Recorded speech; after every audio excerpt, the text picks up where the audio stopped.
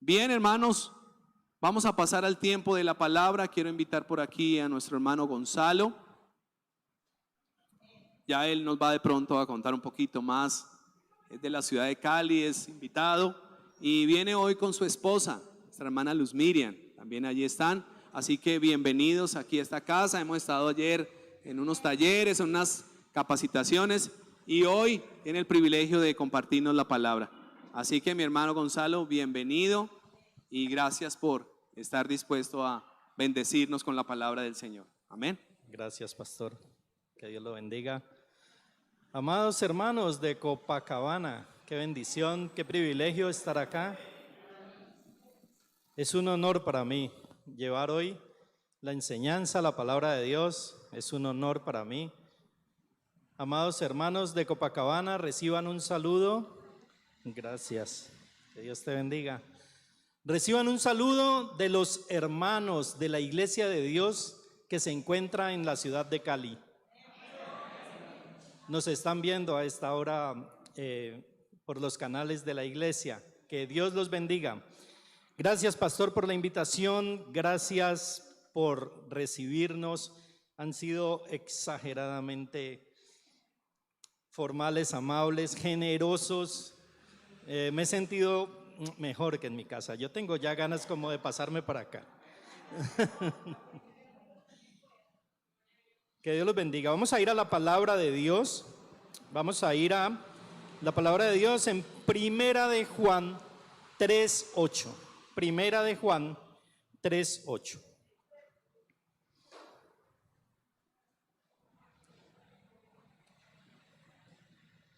Dice la palabra de Dios. Primera de Juan, capítulo 3, versículo 8. El que practica el pecado es del diablo, porque el diablo peca desde el principio.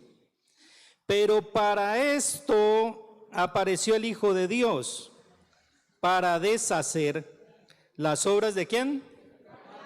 Las obras del diablo. Padre, ponemos en tus manos esta palabra, Señor. Nos presentamos delante de ti, Señor. Gracias por este privilegio enorme de llevar tu palabra, Señor. Yo solo te pido en esta hora, Espíritu de Dios, que seas tú hablando a la congregación. Tú sabes qué necesita cada uno. Tú conoces cada necesidad. Espíritu Santo, que seas tú hablándonos. Yo quiero oírte, Señor. Quiero escuchar tu voz claramente, Señor. Quiero escucharte hoy, Señor. Por favor, háblanos en el nombre de Jesús. Amén. Bien, voy a hacer un énfasis en esa segunda parte del versículo de Primera de Juan 3:8. El Hijo de Dios precisamente fue enviado para destruir, ¿no? Para deshacer la obra del diablo. Hace más o menos 80 años, cuando estaba iniciando la Segunda Guerra Mundial, hubo un evento que cambió el rumbo de la historia. Voy a contarles un poquito.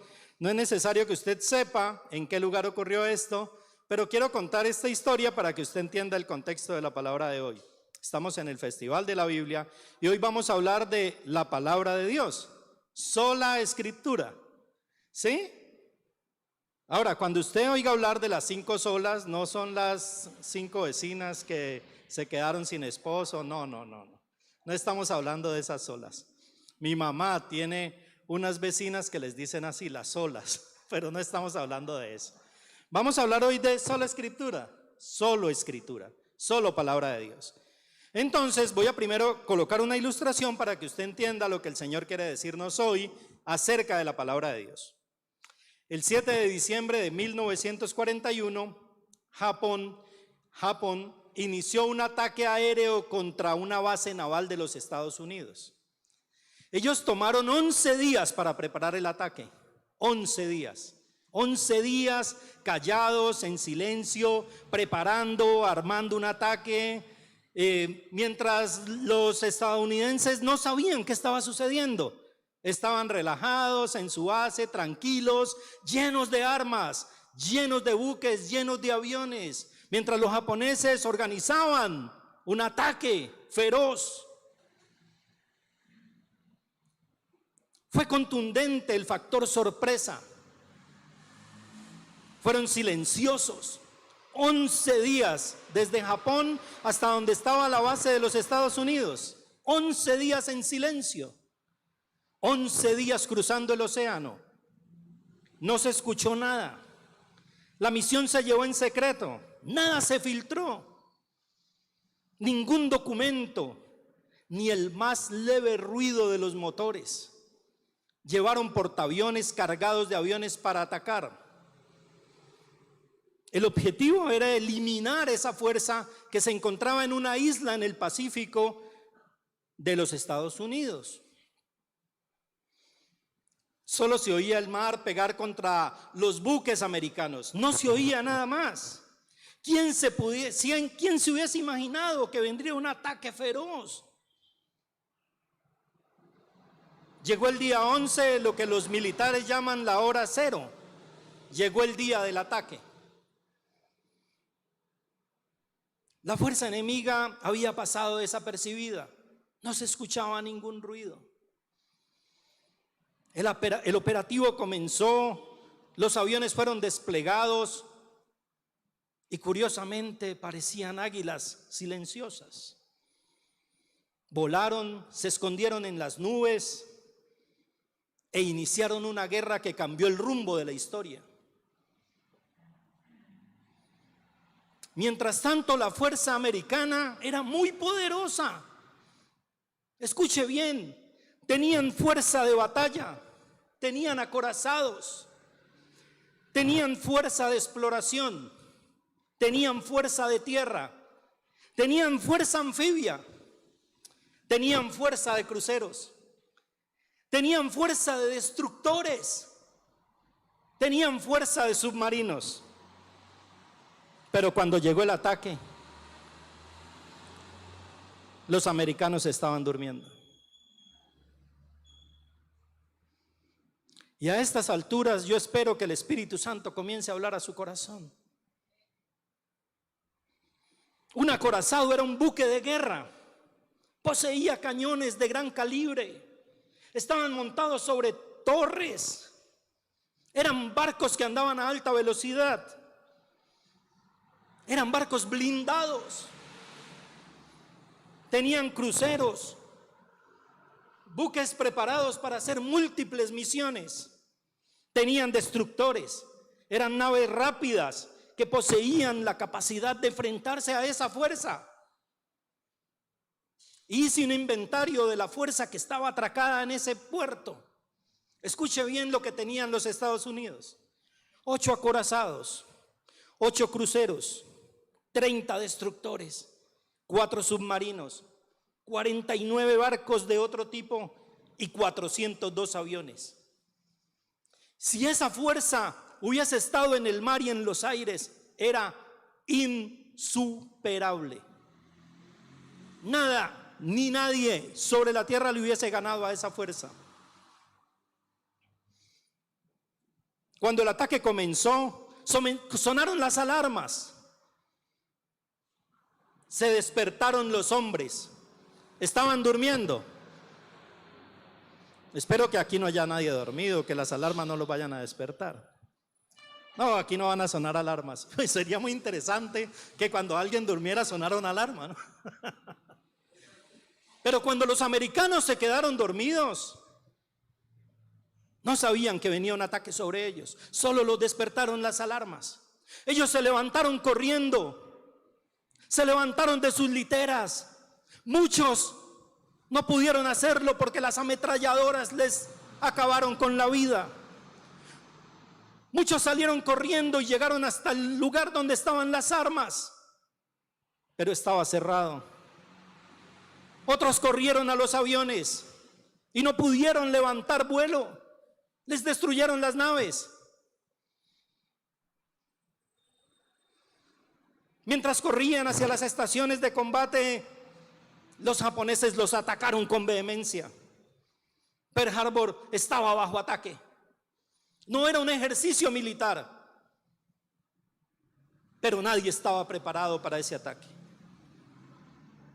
Los almacenes de munición cerrados, los aviones varados en las pistas, y nadie pudo disparar una ametralladora. De los 400 aviones, 188 fueron destruidos, 159 dañados. De los 4 acorazados, 3 fueron dañados y 1 se encalló. 3 cruceros dañados, 3 destructores dañados, un buque escuela destruido, un minador, 3.800 muertos, 1.200 heridos. Esto verdaderamente fue una tragedia. Bueno, ¿y esto qué tendrá que ver con el Festival de la Biblia? Esto no se parece mucho a un festival. Esto parece más a una tragedia. Es que aquí está la enseñanza de hoy, amados hermanos. Si nosotros como hijos de Dios entendiéramos que con el Señor y su palabra seríamos una fuerza insuperable, nada nos dañaría como nos daña. Si entendiéramos que la obra que hizo Cristo en la cruz fue suficiente, que no necesitamos absolutamente nada más. Si solo entendiéramos que lo único que necesitamos para vivir una vida plena es a Cristo, dejaríamos de estar buscando allá afuera. Si entendiéramos que Él es suficiente, que Él tiene el armamento suficiente para equiparme, que Él tiene el poder suficiente para guardarme. Esto no significa, queridos hijos de Dios, que no vamos a tener problemas. Significa que tú realmente, si confías en Cristo como Señor y Salvador, eres indestructible. Porque la palabra de Dios dice que tenemos vida eterna. Muchos están esperando morirse para tener vida eterna. Y eso no es cierto. La vida eterna comienza aquí y ahora. La gran diferencia es que estamos de este lado de la eternidad. Mi padre murió hace 5 meses. Yo me sentí desolado. Le reclamé a Dios por sus promesas.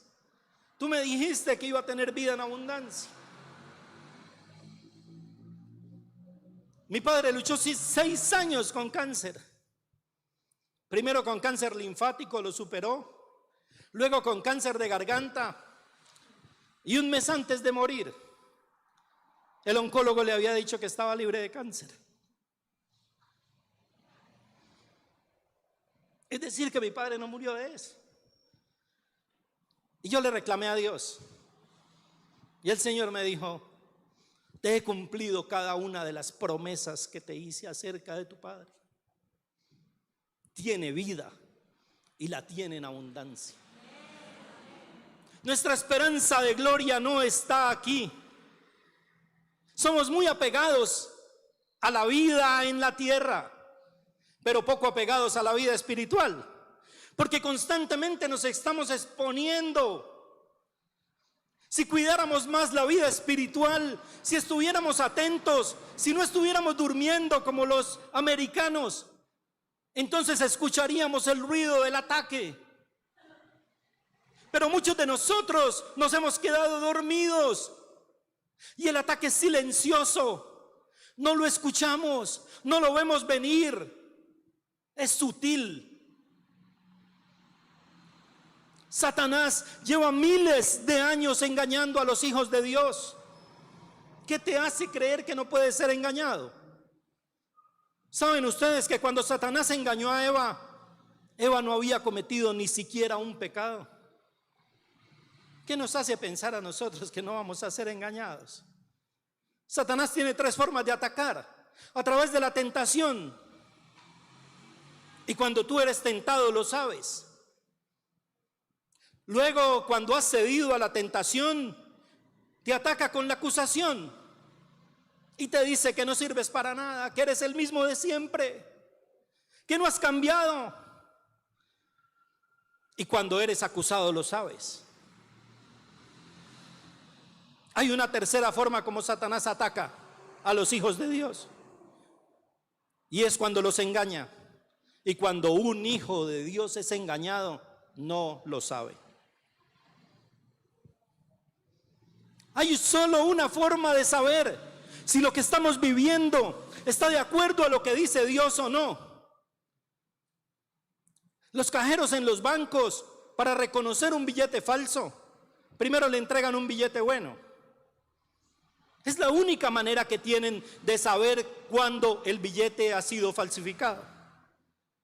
La única manera que tú tienes de saber si estás viviendo una vida para Dios es con el billete original.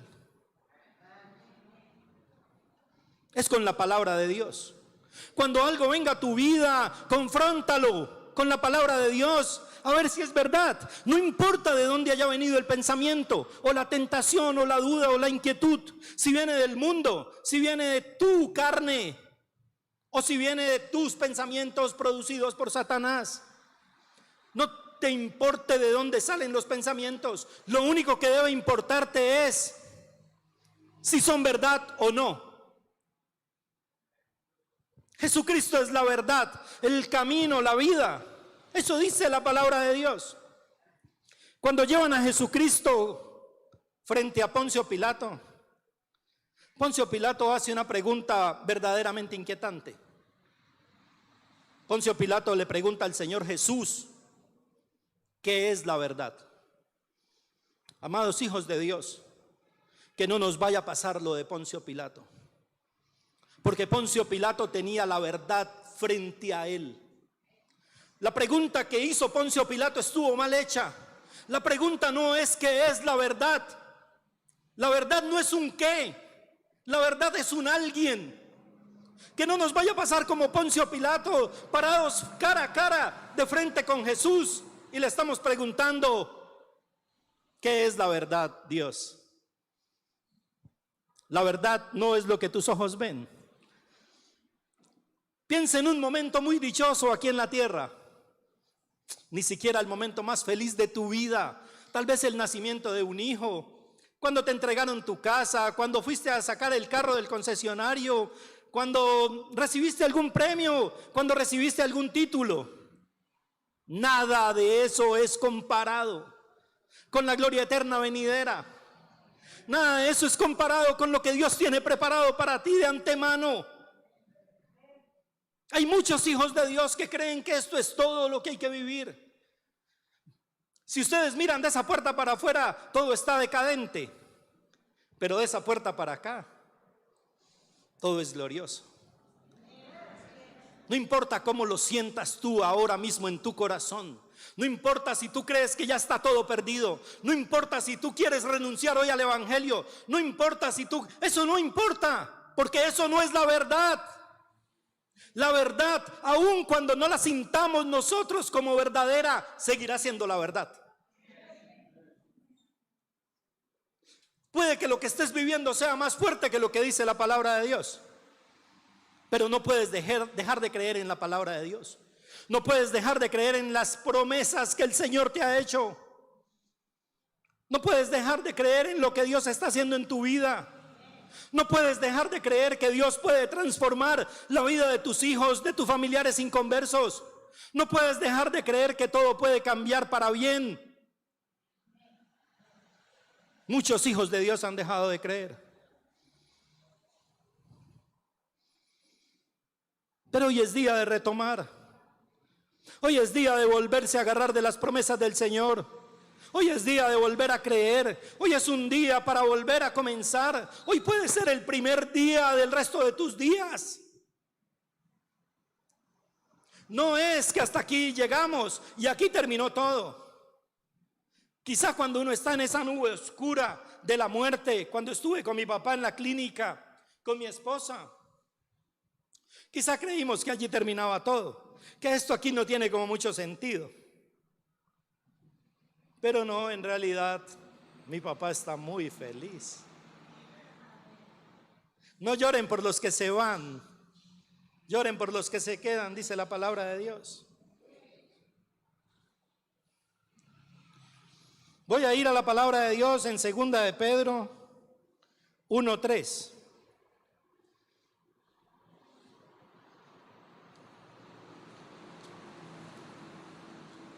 ¿Qué dice la palabra de Dios en 2 de Pedro 1:3? dice, como todas las cosas que pertenecen a la vida y a la piedad nos han sido dadas por su divino poder, mediante el conocimiento de aquel que nos llamó para su gloria y excelencia. ¿Usted está leyendo bien? ¿Sí escuchó bien lo que yo acabo de decir? Voy a volverlo a repetir.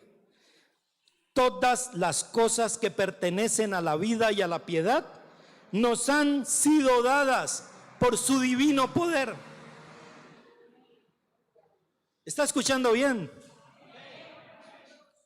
Todas las cosas que pertenecen a la vida y a la piedad nos han sido dadas por su divino poder. Cada que yo enseño basado en este versículo, le digo a las personas, se acabaron las excusas. Porque en ese versículo dice que tú tienes todo lo que necesitas para vivir como Dios manda. No necesitas nada más. ¿Qué es la fe? A veces definimos la fe de una manera muy mística.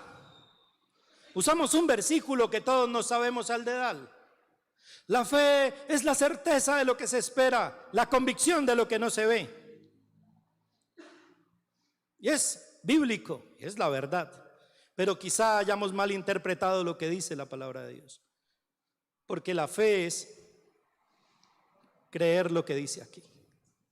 Eso es la fe. La fe no es nada más. Si tú quieres definirle la fe a alguien simple, cree lo que dice la palabra de Dios. Fe es confianza. Fe es confianza. Confía que lo que dice aquí es la verdad, aun cuando no veas nada. Eso es la fe. Esa es la certeza.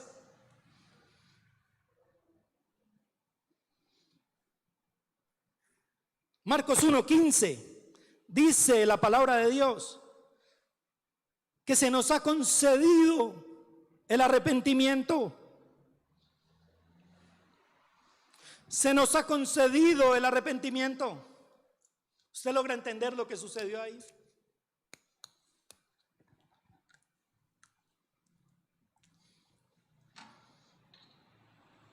No a todos se les ha concedido el arrepentimiento. ¿Sabe la bondad de Dios? ¿Sabes que llegaste a los pies de Dios por amor, por el amor que Él tiene por ti?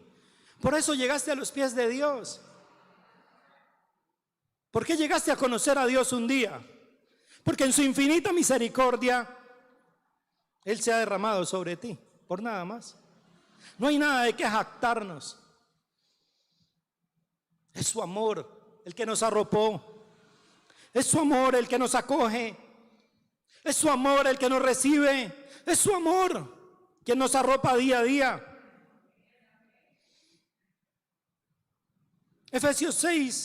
Mateo 6:12 dice que como se nos concedió el perdón, debemos concederlo a otros. Entonces, ¿por qué hay tantos hijos de Dios con tanta raíz de amargura? ¿Por qué hay tanta ira entre hermanos?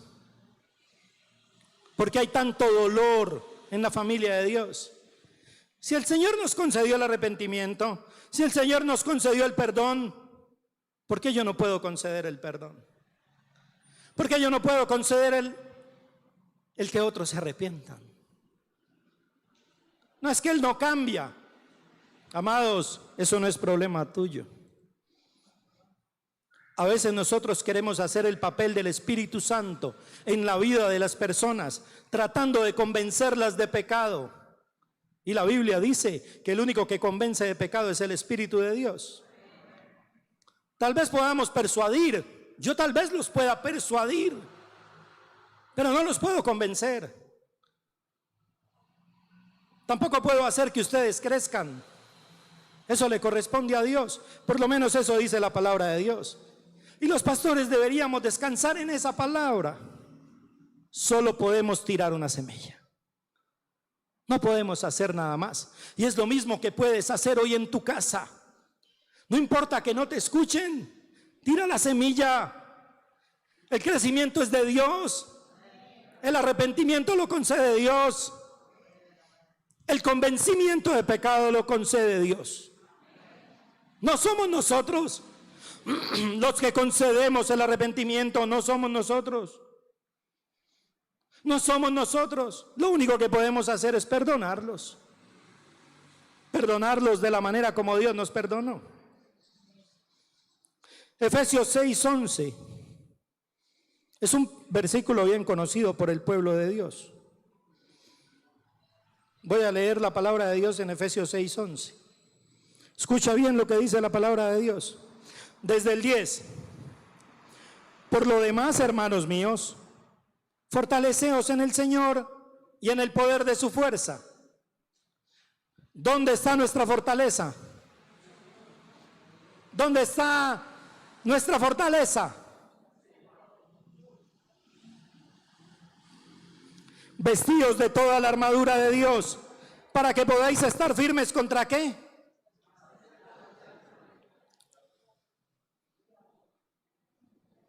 Es como el ejército americano. Tenemos un lugar donde están todas las armas. Pero cuando Satanás llega a atacarnos, nos coge durmiendo y con el armamento encerrado y sin la llave. ¿Para qué nos sirve a nosotros saber que aquí dice que tenemos una armadura si no la usamos? ¿De qué le sirve al Hijo de Dios conocer la palabra si no la practica? ¿Sabías que eso es un engaño? La palabra de Dios dice, sean hacedores de la palabra, no solo oidores.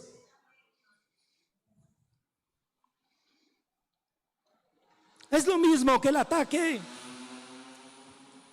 Lo mismo le pasa a los hijos de Dios que el ataque de la flota naval del Pacífico. Estamos armados hasta los dientes. Tenemos todo para vivir como Dios manda. Tenemos la armadura de Dios, tenemos el arrepentimiento, tenemos el perdón, pero no hacemos nada. Seguimos viviendo la vida loca, seguimos haciendo lo que queremos, seguimos haciendo nuestra voluntad.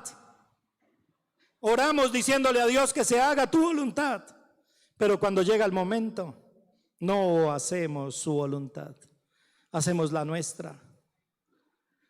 Me tiene hasta aquí, una más.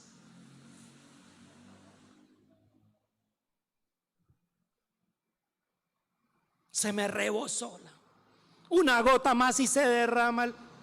Me haces una más y me voy de la casa. Le oigo una más al pastor y me voy de la iglesia. ¿Y dónde está el perdón? ¿Y dónde está la reconciliación? ¿Y dónde está el amor derramado de Dios sobre la vida de sus hijos? Porque los hijos de Dios no manifiestan ese mismo amor. ¿Por qué no usamos las armas que nos ha dado el Señor? ¿Por qué no nos ponemos la coraza de justicia? ¿Por qué no nos ponemos el casco de la salvación? ¿Por qué no nos ponemos los zapatos del apresto de la paz? Porque queremos ser como Pedro. ¿Sabías que Pedro cargaba una mochilita, no? Pedro cargaba una bolsa. Cuando se encontró con la situación donde iban a apresar al Señor Jesús, Pedro metió la mano en la bolsa, cerró la mano, se acercó a Malco y trató de tumbarle la cabeza. No se crean eso de que le apuntó a la oreja. Le pegó a la oreja, pero le quería tumbar la cabeza. Pedro era un hombre que andaba armado. Quizá entendió mal que tenemos la espada del Espíritu. Pero hay muchos hijos de Dios que no han entendido que no es con la espada de Pedro, sino con la del Espíritu. Y mantienen peleando con la familia, con su esposa, con sus hijos, con sus vecinos. No han podido entender que la lucha no es contra sangre y carne, sino contra huestes espirituales de maldad. Mantienen enemistad con todos. Venir a la iglesia es muy chévere. Yo me puedo tardar media hora de la puerta de la iglesia hasta llegar al templo, abrazando y saludando a todo el mundo. ¿Sabe qué es lo difícil de la puerta del templo para allá? Bendigan a los que los maldicen. Amen a los que los odian. Esa es la palabra de Dios. Usted está armado hasta los dientes, hijo de Dios. Pero que no le vaya a pasar lo que le pasó a la flota del Pacífico que estaba durmiendo. Que no vaya a tener el arsenal guardado en una armería con llave. Hoy tenemos que aprender a bajar la espada de Pedro y a sacar la toalla que sacó el Señor Jesús y lavarle los pies a los discípulos. Amado hijo de Dios, guarde la espada hoy, la espada de la guerra, la espada de la pelea, de la disensión, de los celos, de las envidias.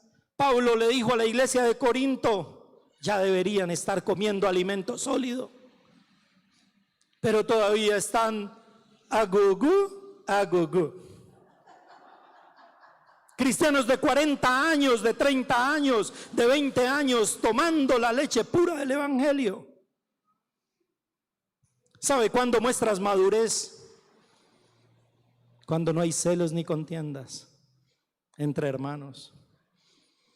Cuando todo es paz y armonía en los corazones. Cuando perdonas la falta de tu hermano. Cuando cubres la falta de tu hermano.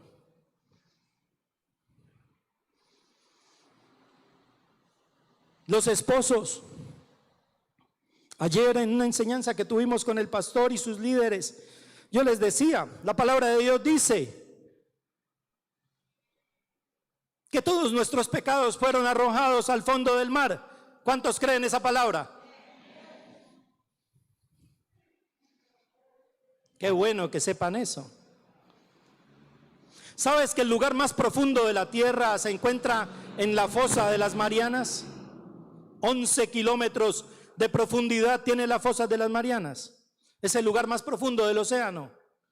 Es decir, que allá está nuestro pecado. Ningún hombre puede bajar allá.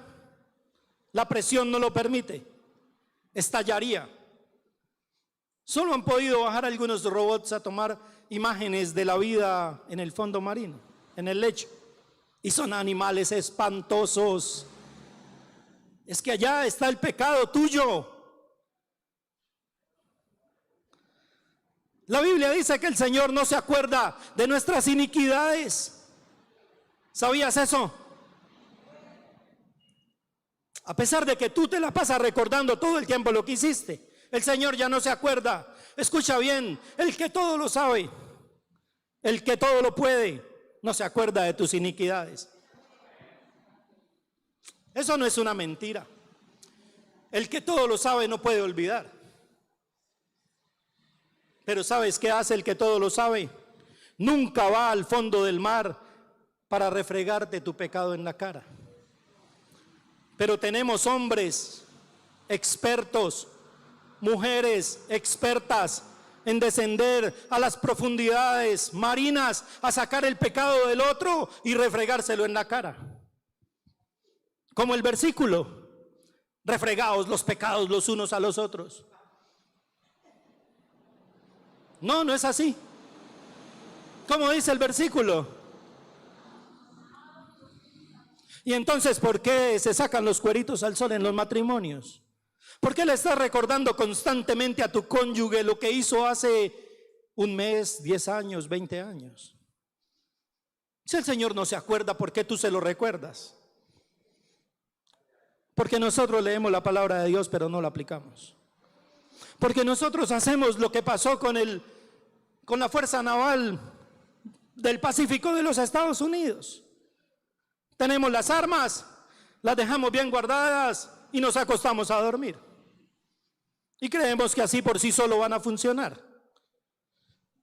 Entonces, al otro día se levantan muy tranquilos, vienen donde el pastor y le dice: pastor, ore por mi matrimonio.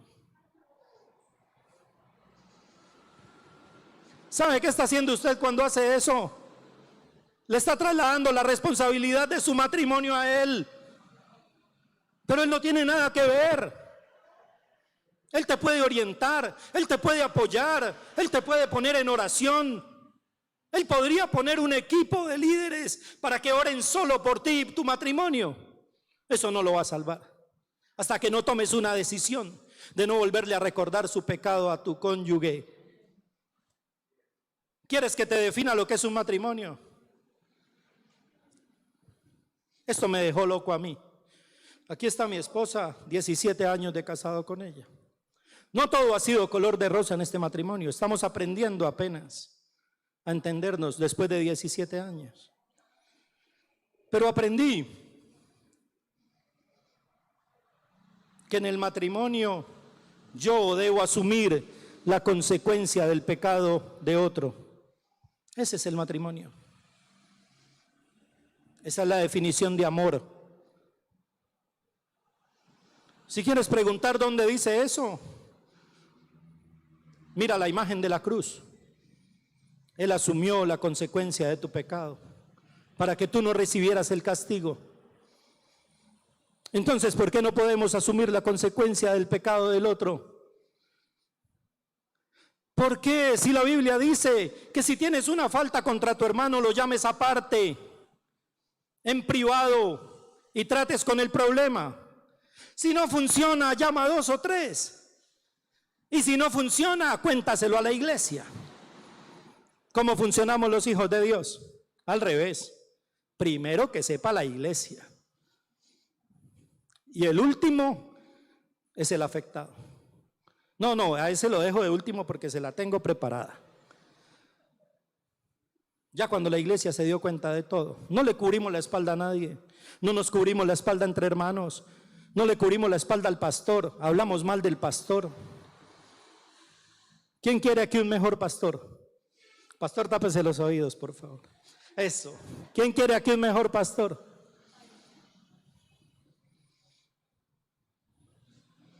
¿Quieren un mejor pastor, iglesia? Oren por él.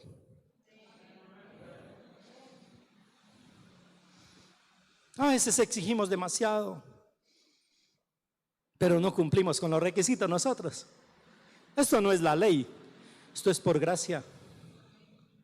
Por gracia hemos sido perdonados, por gracia debe ser perdonador. Segunda de Corintios 10:5 dice que llevemos cautivo todo pensamiento a la obediencia de Cristo. ¿Cuántos hijos de Dios practican esa palabra? Aceptan cuanto pensamiento les llega. Aceptan cuanto pensamiento les llega. No importa el pensamiento que llegue a sus vidas, lo reciben como si fuera verdad. ¿Y dónde está el versículo? Lleven cautivo todo pensamiento a la obediencia de Cristo. Es que tú puedes ser un controlador aéreo en tu cabeza. ¿Saben qué hacen los controladores aéreos? Deciden qué avión aterriza y qué avión no. No, todavía no puedes bajar, quédate a tal altitud, viene otro avión con una emergencia, espérate un momento, hay uno dando vueltas, dame un segundo, ya te atiendo. El controlador aéreo determina cuándo baja el avión o despega el avión. Pero los hijos de Dios dejan que todo lo que llegue a sus cabezas los permee. No importa lo que llegue, no importa. Tú puedes controlar lo que piensas, tú tienes el poder. ¿O acaso no dice la Biblia que tú tienes la mente de Cristo? Ahora hago una pregunta. Amado hijo de Dios, ¿Usted tiene la mente de Cristo? ¿O qué le llega a su mente?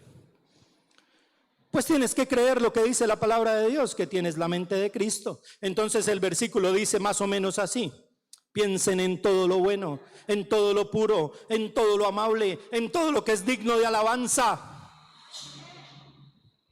Controla lo que piensas. Tú puedes decidir qué pensar o no. Cuando llegue un pensamiento lujurioso, Señor, llevo todo este pensamiento cautivo a tu obediencia. Un pensamiento puede destruir tu vida, porque un pensamiento puede ser la entrada a un mundo de pecado. Toda tentación tiene una salida, de manera que cuando llegue el pensamiento, córtalo. Y ahí para todo. Y cuando venga otro, córtalo. Y cuando venga otro, córtalo. Tú decides qué pensar. ¿Por qué estoy hablando de todo esto? Porque hay hijos de Dios que se la pasan leyendo la palabra de Dios, pero no cumpliéndola. Primera de Pedro 5:8 dice: practiquen el dominio propio. ¿Para qué? Porque Satanás anda como qué, buscando. ¿Cuántos practican el dominio propio? ¿Sabes qué es lo único que pretendemos nosotros los hijos de Dios? Dominar la vida de las personas, pero no dominarnos a nosotros mismos. Queremos dominarle la vida a la gente, queremos dominarle la vida a la esposa, queremos dominarle la vida al esposo, pero no queremos dominar nuestra lengua, pero no queremos tener dominio propio nosotros. Dominio propio. Termino con esto, Colosenses 2:15. Colosenses 2:15. Dice la palabra de Dios en Colosenses 2:15.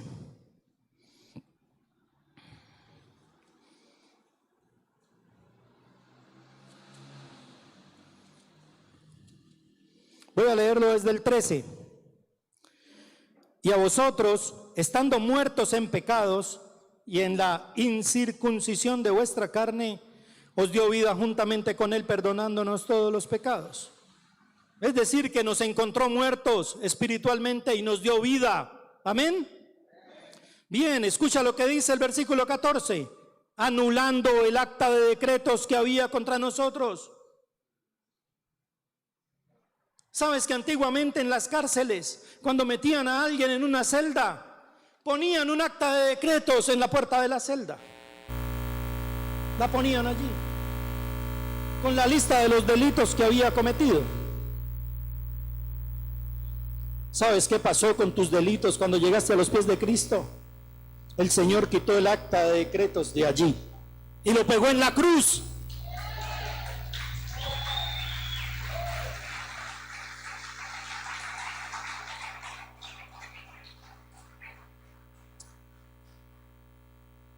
Ahora escucha esto. Y despojando a los principados. ¿Escuchas bien? Y despojando a los principados y a las potestades, los exhibió públicamente, triunfando sobre ellos en la cruz. ¿Sabes qué significa ese versículo? Que Satanás no tiene poder sobre tu vida. Entonces, ¿por qué le temes? Hay gente que ni siquiera puede oír el nombre de Satanás. ¿Recuerdan al Chavo del 8? Llegó una mascota a la vecindad y le pusieron Satanás. Y cada que el chavito oía la palabra Satanás, le daba la chiripiorca. Hay muchos hijos de Dios que no pueden escuchar la palabra Satanás, porque huyen.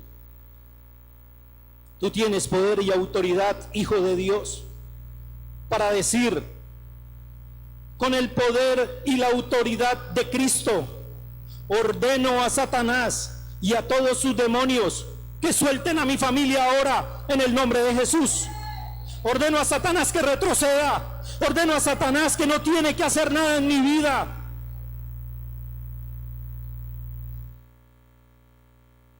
Sienten una presencia en la noche y ya no pueden dormir más.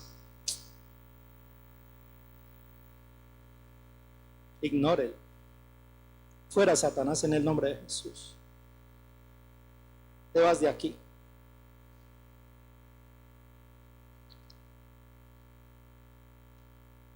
Primera de Corintios, ya le digo, Primera de Corintios, con esto estoy terminando.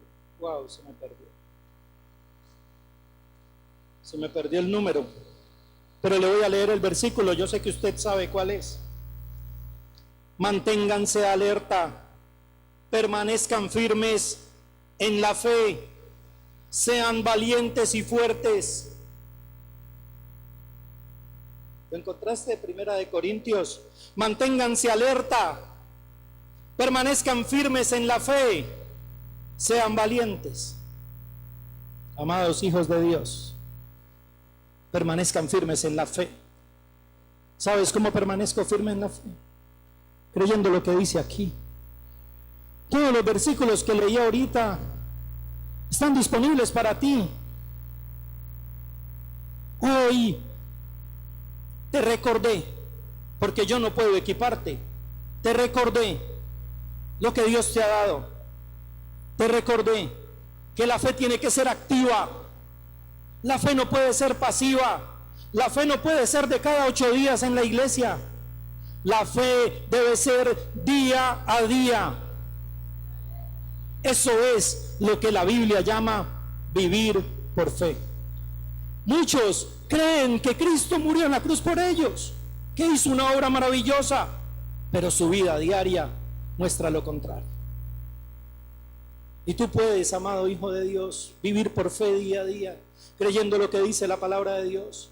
Eso no es un switch, eso no es un botón que tú prendes y apagas. Esto es un proceso, pero hoy puedes comenzar el proceso de creer lo que dice la palabra de Dios como la verdad absoluta, y no le dé miedo decirlo, es absoluta, no es relativa. El mundo posmoderno tiene una verdad relativa. Los que están allá afuera creen que cada uno no puedes interferir en su vida. Solo hay una verdad, la verdad de la palabra de Dios.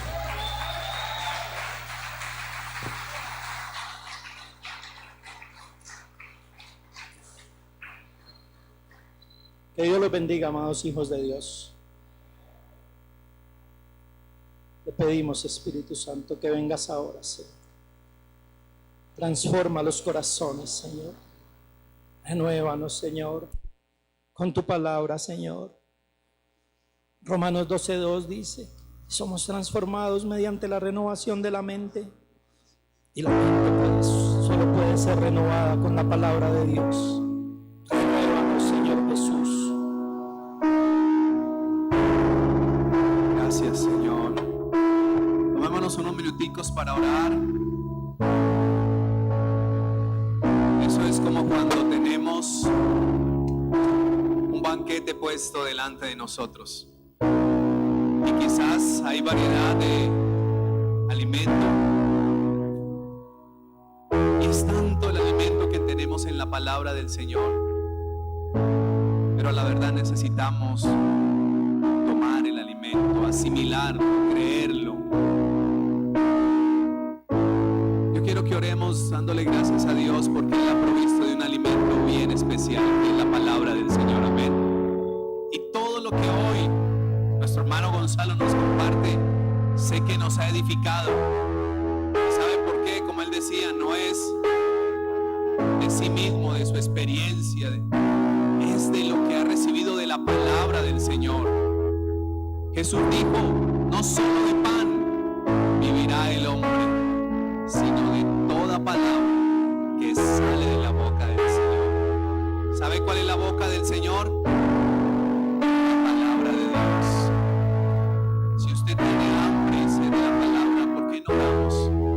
Y le decimos: Señor, ayúdanos a ser esforzados, no nos dé pereza leer, que no nos coja el sueño, que estudiemos, que vivamos en la verdad de Dios, y solamente a través de la búsqueda de la palabra allí seremos edificados. Padre, gracias te damos en esta mañana. Gracias por tu palabra. Tu palabra es maravillosa, deliciosa, a veces es confrontadora y nos estremece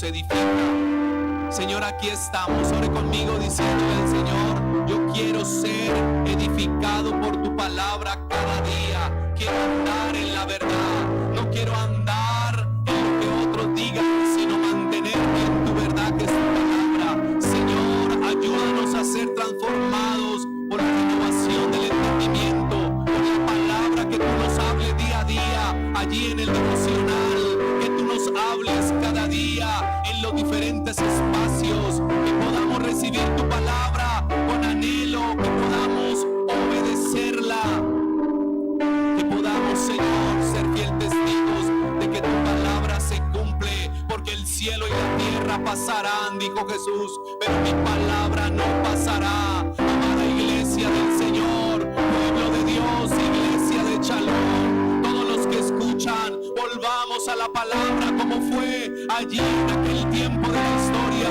que era solo escritura, que era solo lo que dijera la palabra, pero necesitamos pasar tiempo con ella, necesitamos esforzarnos, necesitamos la ayuda del Espíritu Santo. Quizás usted dice: ay, hay cosas que yo no entiendo. Hagamos el ejercicio diario de decirle: Espíritu Santo, ilumíname, guíame, dame el entendimiento de tu verdad. Señor, que en estos tiempos de Pentecostés que estamos viviendo, Señor, el fundamento de nuestra vivencia cristiana, de nuestra vivencia espiritual, es tu palabra, Señor. No es simplemente la experiencia, cómo me sienta, sino es que el soporte está allí en la escritura. Señor, edifícanos. Dígale: Señor, yo tengo hambre y sed de tu palabra. Quiero conocerla más, quiero adentrarme más en la profundidad de tu palabra, pero también quiero vivirla, para que no seamos solamente oidores olvidadizos, sino que seamos realmente hacedores de tu palabra. Señor, bendice tu pueblo, que como iglesia podamos ser caracterizados porque tu palabra está en nosotros, no solamente hablada, sino vivida cada día, en el nombre de Jesús. Amén y amén, hermanos. El llamado es a que pongamos por fundamento esta bendita palabra del Señor. Amén. Que no le damos a Dios un aplauso por su palabra.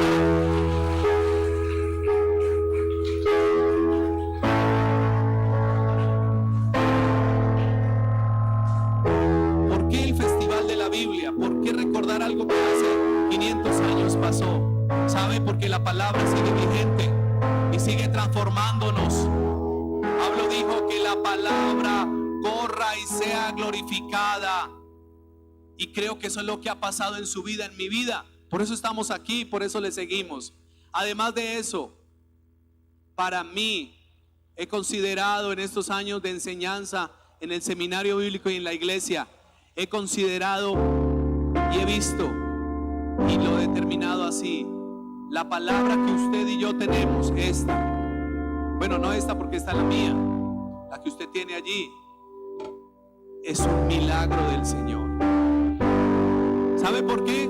Primero, porque es un libro maravilloso. No como cualquier libro, es inspirado por el Espíritu Santo. Pero también algunas características. Se escribió durante 1600 años. Eso no ocurre sino en la Escritura. Hay escritores muy prolíferos, muy elocuentes, muy buenos, y los premian a nivel mundial y dicen: wow, lo que escriben es fantástico, maravilloso, todavía se lee.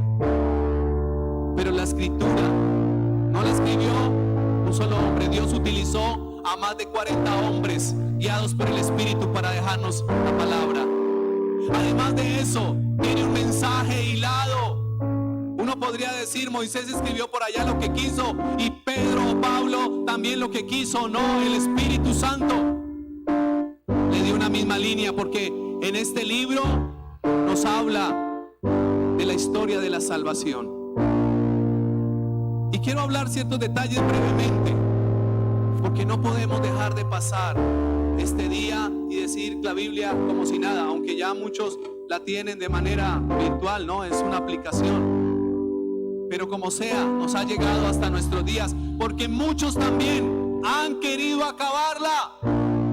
Cuando la iglesia en el Imperio Romano fue perseguida, quemaban a los cristianos, quemaban las iglesias, perseguían a la iglesia del Señor, y si encontraban algunos textos sagrados o copias, las hacían quemar.